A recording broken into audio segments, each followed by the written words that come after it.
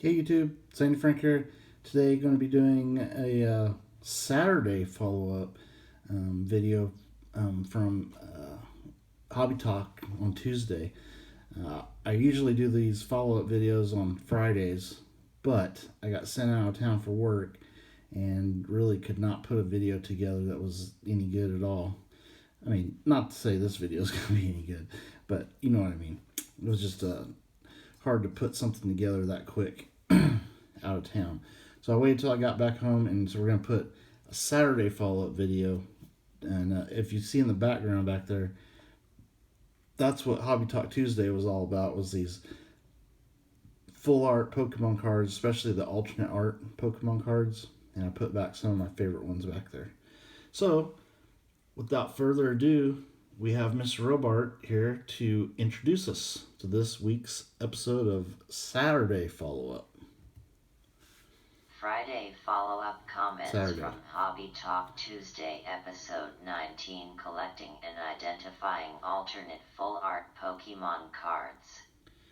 Okay, so we did get some comments, and we wanted to address and answer comments and questions here today. So, Mr. Robart? Viking Warrior writes, Sandy Frank, do you buy Japanese Pokemon cards? Japanese Pokemon cards? That's a good question. Yes, I do have a video that I posted a while back of some Japanese, old vintage Japanese hollows that I had picked up from Cardinal Gaming, which is a really great place to pick up singles, guys.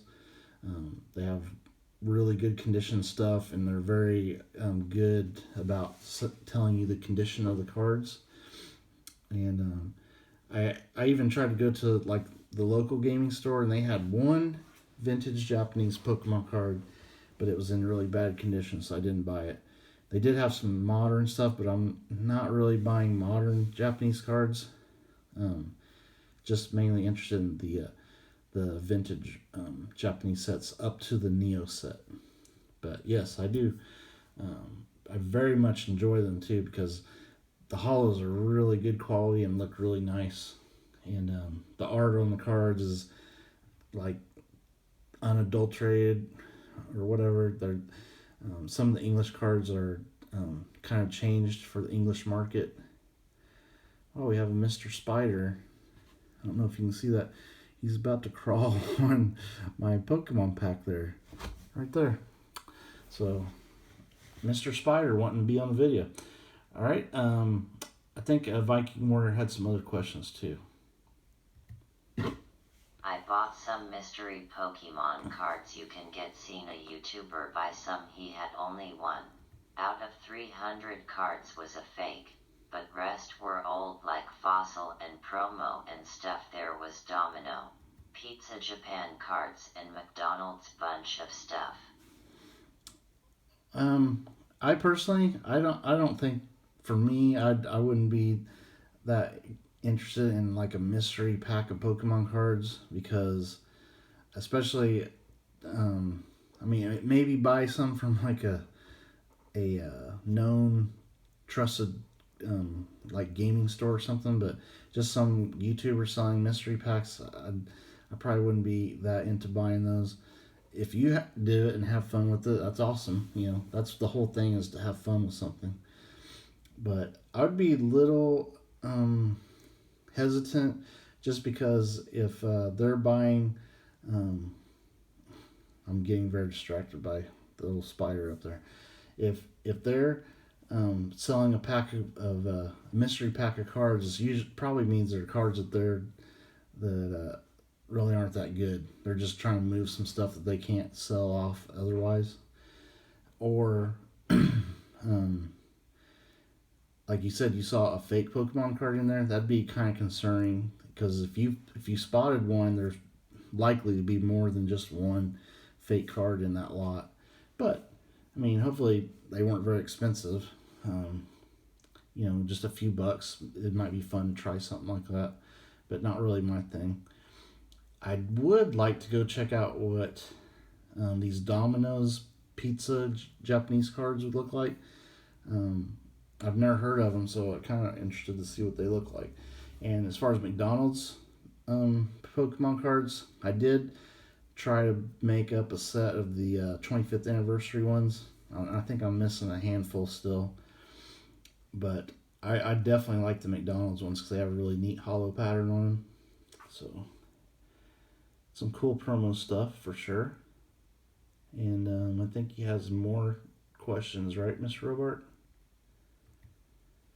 I was wondering how much my English first edition Charizard Holo goes for from base set and Japanese one too. I bought them both in a pack that I found them in. Should I grade them or not?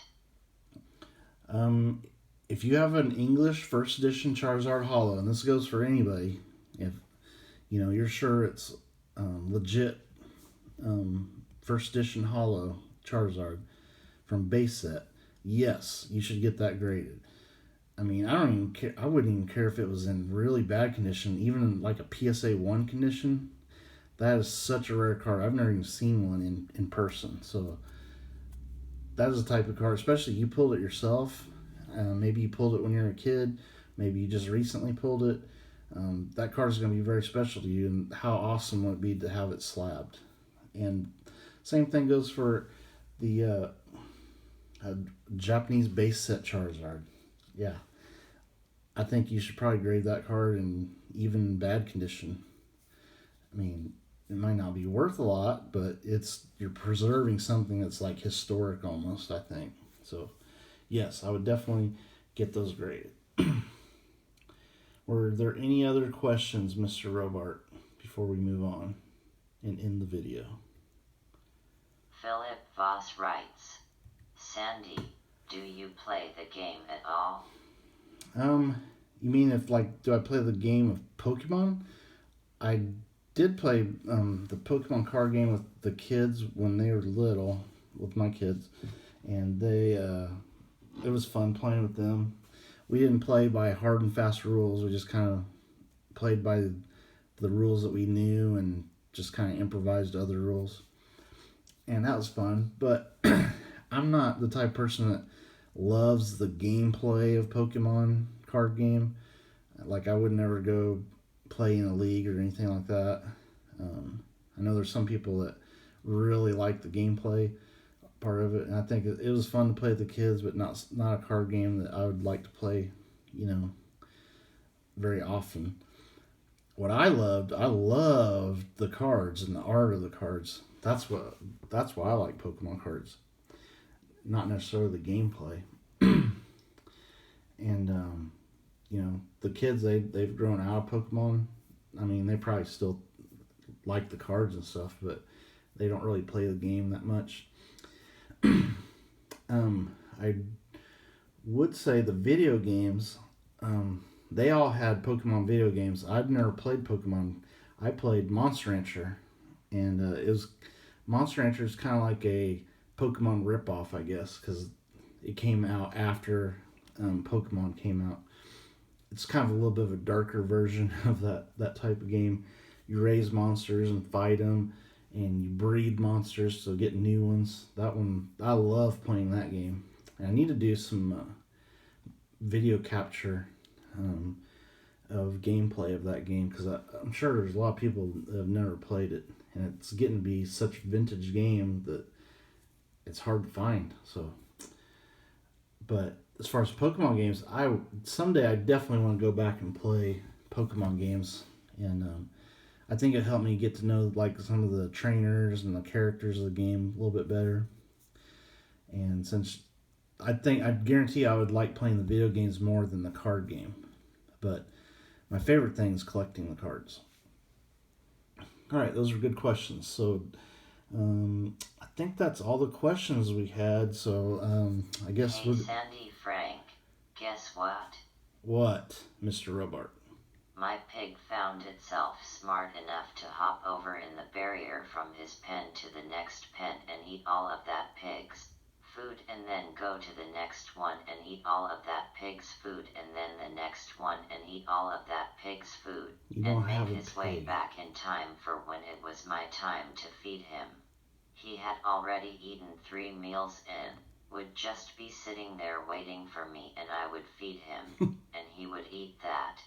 That's why he gained so much weight and got sifted at the Fat Stock Show. Wow. What are you talking about?